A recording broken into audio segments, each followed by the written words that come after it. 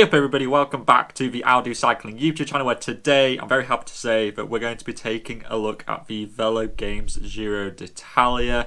This is the first Grand Tour and I'm so excited to be doing this video. It's one of the 3 occasions every year that I really look forward to making videos for you guys, and it also gives us a chance to kind of expand our audiences to new people who are getting introduced to Velogames and stuff like that. But we're going to be taking a look at the rider prices today and trying to give you some recommendations as to who you should be putting onto your team so that you can get as many points as possible to try and win the overall competition. But Remco Evenepoel, as we're all expecting, is the most expensive rider at 26 credits. You can create a team with both Remco and Roglic, and it's actually a really good one.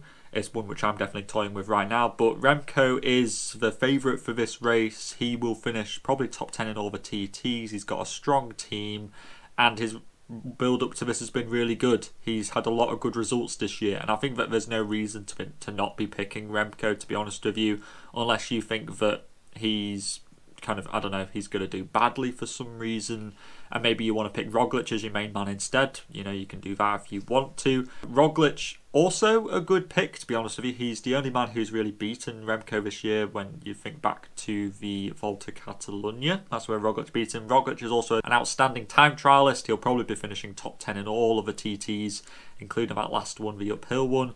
And to be honest with you, Remco and Roglic are sort of on a different level to everybody else. They are the out-and-out favourites. It would be very surprising if one of these two didn't win. Geraint Thomas.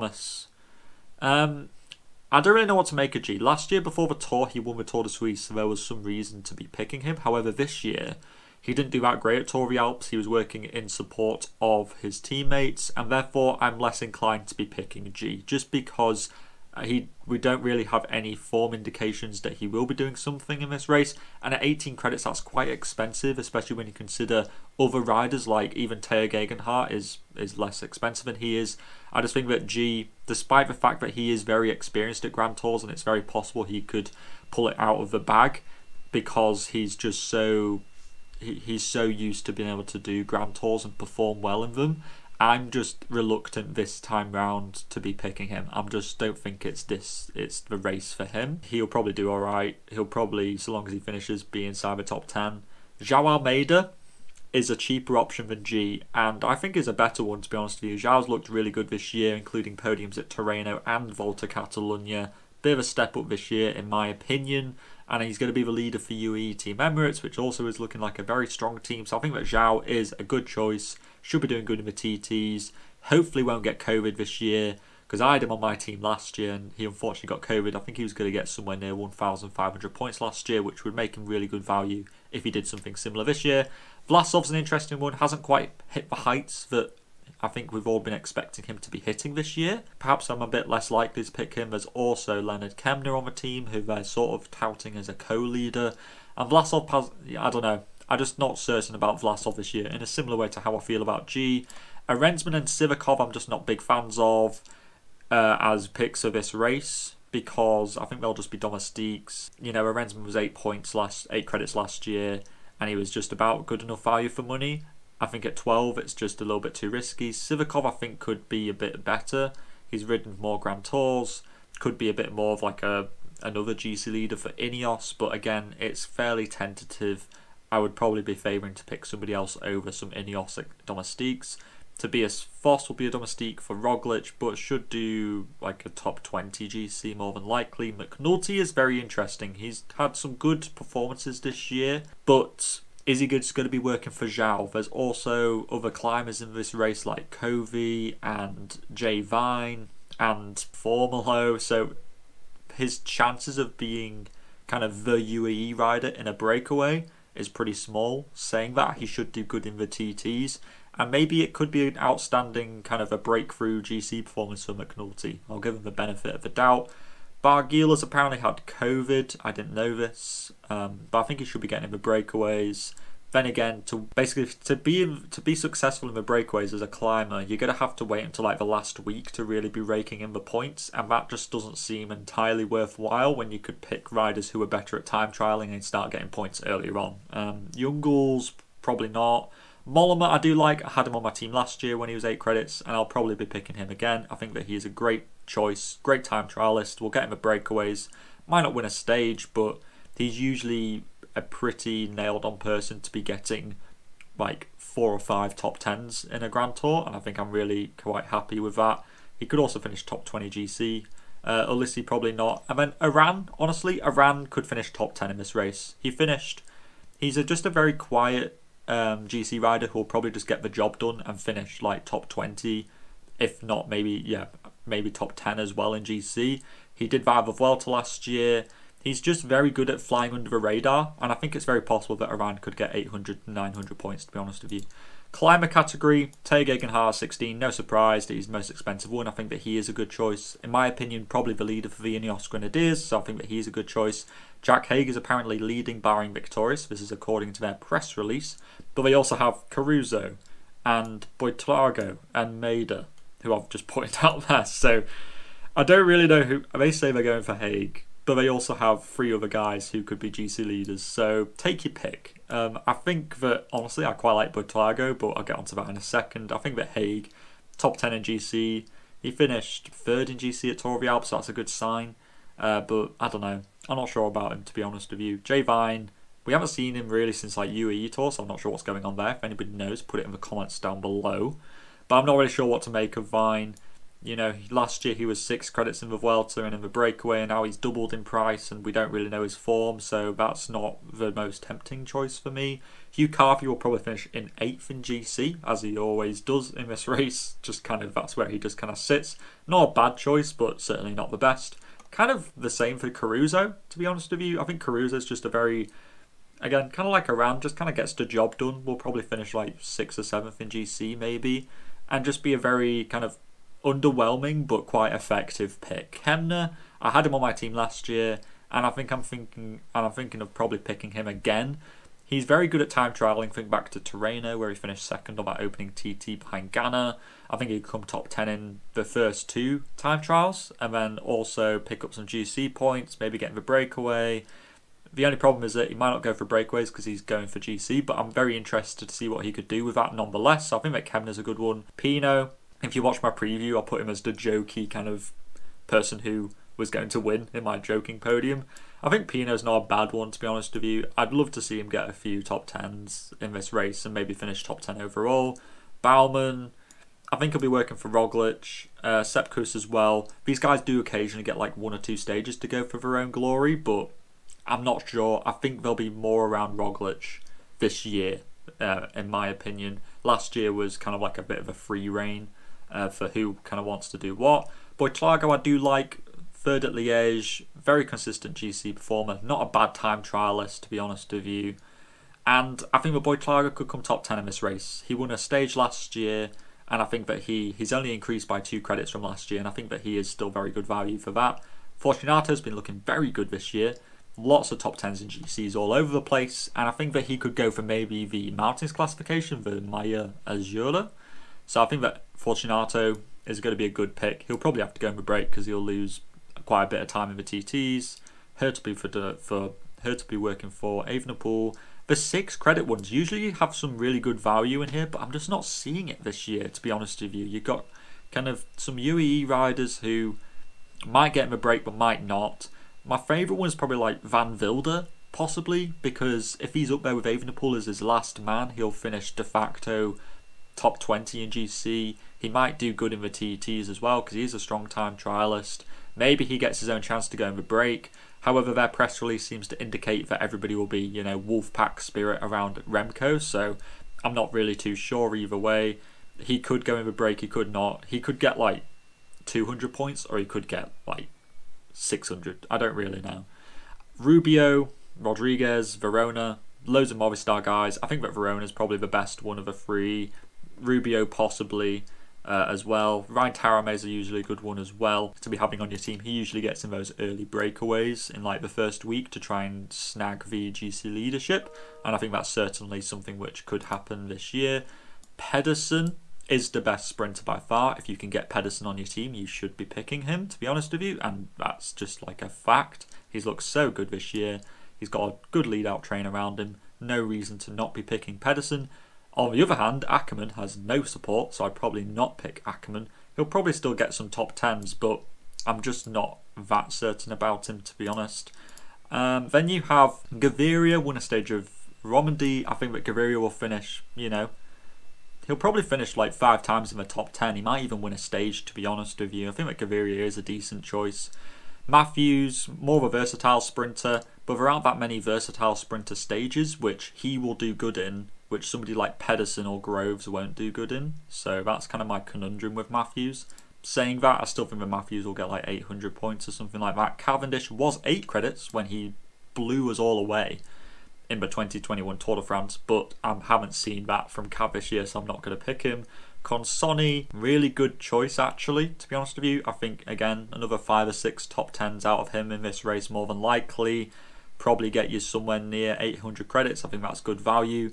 Dainese, on the other hand, he won a stage last year, but he's just not as versatile as a Consonni. He's not as good as climbing, in my opinion. So I think that Dainese will get something like 700 points. Groves, I really like for this. He's got a full lead-out train around him. They seem really dedicated towards him in this race. And I think that Groves could get 900 points, maybe something like that. I don't think he'll do as well as Pedersen, but I think he's a good kind of option if you need to save a few credits. And he'll fulfill a very similar function to what Pedersen can. Milan, maybe, but why would I pick Milan when I could pick Consonni or Groves, is kind of my opinion. 6 credit ones. Albanese's look very good this year. He's very good at climbing as well, so a good breakaway choice too, as well as kind of like a sprinter type, but he won't do that great in the pure bunch sprints, and I don't think there are that many stages which suit his puncher kind of characteristics, so he's kind of between a rock and a hard place. Ballerini will get assist points for Evenepoel, and in those last 2 sprints on stages like 18 and 21, he might get free reign, kind of like Laporte did last year in the Tour, and Laporte got like 600 points in the Tour last year, so I think Ballerini could do a similar feat. And then the other guys are all just a bit meh. Decker, maybe. Think back to UAE Tour a couple of years ago. Nicolas Dallavalle, I think that's how you pronounce that. There's also like 2 other sprinters for Team Corotech, so a bit risky, but he could be a decent one. He's had a good string of kind of sprinting results, but not in the highest caliber races. Arnie, there's also Bonifacio here, so err on the side of caution there. Meyerhofer will be the lead-out man, and Van der Lame is kind of like a puncher, and I don't think that he'll be contesting too many stages. He hasn't looked that good this year. Into the unclassified riders, we have Ganna, who is a good choice. He'll probably get 2 TT victories. Is he the best value for money rider? No, but is he going to get you victories? Probably yes, so long as the weather's good. We saw that at the Tour last year. He didn't win the opening TT, which did kind of put a bit of a bummer on his point scoring capabilities, and I see something similar happening here where he's good, but he's not great. Court will get him a breakaway. He's always a good choice, to be honest with you, for TTs, for breakaways, for sprints, for everything. Like, Court is a good choice. Kung will probably get, again, 2 top 5s in the TTs, might even win one. I think that Kung's a good one. He'll probably get him a break as well in a couple of stages, so Kung's a nice one to be picking. And then into the 6 credit riders, there are a lot, so we're going to kind of rattle through these a little bit faster. Affini is a time trialist but hasn't looked that great in a few years. Amaral, again, another time trialist, but are you really wanting to put a guy on for just 2 TT stages? Probably not. Battistella looked good at the Vuelta last year, but lacks the stages this year which really suit him. Kind of similar for Bettiol, there aren't that many kind of medium mountain puncher stages. There's just a lot of kind of flattish or Pedersen stages, or like high mountains. So that's just kind of what you got. Bonifacio, sprinter in the unclassified bit, that's always a good choice. So I say that Bonifacio for a couple of top 10s, or 3 or 4, might be a good shout to be putting on. Simon Clark kind of suffers in the same way that Battistella and Bettiol do, in that there's not that many stages which suit him. De Plus did look good at Tour of the Alps, but he probably won't be given his own freedom. Dombrowski is good, always a good breakaway rider for Astana. I think that he's probably their best kind of high mountain guy to be picking. Dunbar was looking good at Romandy, top 10 in GC there. Probably a good choice to be going in the breakaway. Ben Healy, a lot of hype around Ben Healy. Good time trialist, was looking really good in the Ardennes. He is going to probably be a good choice, but he is a Grand Tour debutant, so is he going to be able to live up to the pressure? Rune Hellerhot's good time trialist, also a kind of fast sprinter, but they'll be working for Bonifacio or Mari. Lefay is probably the best guy on Cofidis for the breakaways. He's looked really good so far this year, top 10 at Flesh alone, so Lefay is going to be a great one. Oldani won a stage last year, so that's certainly a good one. I think my favourite one is Aurelian Palipantler. APP is 6 credits and he's unclassified, and he's looked so good this year. 11th place at GC at Paris-Nice, remember? And that was even by crashing on that mountaintop finish. So I think that APP is absolutely my favourite 6-point rider in the unclassified bit. Rota's, again, a decent one, but there's not too much terrain which suits him. I think that he'd prefer some more medium mountains, a bit like the Napoli stage last year, which the Ghent won, but there aren't really stages like that. Tom Scoins, of course, plays Velogames, and I think that he's a good choice, especially with no Ciccone. Scoins should be getting the breakaway a little bit more, and I think that I'm looking forward to seeing what Scoins can do. And I kind of have to point him out because otherwise John, you know who you are looking at this video. If I don't mention Scoins, he will get very upset at me. Jake Stewart, I think, is another good guy to be having on your team. He hasn't looked good this year, but could he sprint to like 5 top 10s in this race, in the sprints? I reckon he could do. You know, the Vuelta, he was looking decent last year. Couple of top 10s there, and then he DNF'd. So I think that if he actually got all the way through, Stewart could be a really good one, because I think he could almost be in the sprinter category. Tivani, 3 top 10s at San Juan this year. And that was against guys like Bennett, Jakobsen, Gaviria, Sagan. But was he only good there because he's Argentinian and he wanted to do well in his home race? Possibly, because he hasn't really done anything since then this year. And there's also the other sprinters on Team Koratek, one of whom we still have to get onto. Jan Tratnik might get in the breakaways, get assist points for Roglic, might do good in the TTs. But he's a good one, but he's certainly probably not the best. Vavaka, kind of similar to Van Wilder in that they could do really well, but they'll be working for Evenepoel, so they probably won't do that great. And then 4-point riders, there are actually some good 4-point riders. I think last year was a really low year for 4-point riders, but I think there are some good ones here. Will Barter was top 15 in GC at Romandy, and he finished 5th place in the TT. So I think that he could be a really good one. Movistar don't have a GC guy here, so they'll go in the breakaway. And I think that Will Barter could certainly get some top 10s in the TTs and get in a couple of breakaways. I think that that's a pretty kind of a sound one to be going with. Nico Denz for assist points, maybe on the kind of Bora Team GC or Leonard Kemner or Vlasov or whatever. There's Petilli, who finished top 10 in the Giro di Sicilia, and I think that's a pretty good climbing performance for a 4-credit rider. Puccio for the assist points on Ineos Grenadiers. He'll probably get you something like 150 points or something like that. Callum Scottson finished top 15 in GC at the UAE Tour and the Volta Comunitat Valenciana, so maybe he might get in the breakaway or finish top 30 in GC. Peter Seri will get assist points for Evenepoel, and maybe Soudal Quickstep kind of Team GC as well. Then there's also Attilio Viviani, who is Elia Viviani's younger brother. Younger brother, I think. And, you know, he is another good sprinter for Koratek. And if you wanted to kind of have a 4-point kind of random sprinter in your team who might get you a couple of top 10s, then Attilio is probably your man. I've probably missed a couple of people, but be sure to put in the comments down below, what are you thinking of putting onto your team? Are there any riders that I've missed that deserve a bit more of recognition? And all that is left to say is to stay safe out there, and I'll see you in the next video. Salut!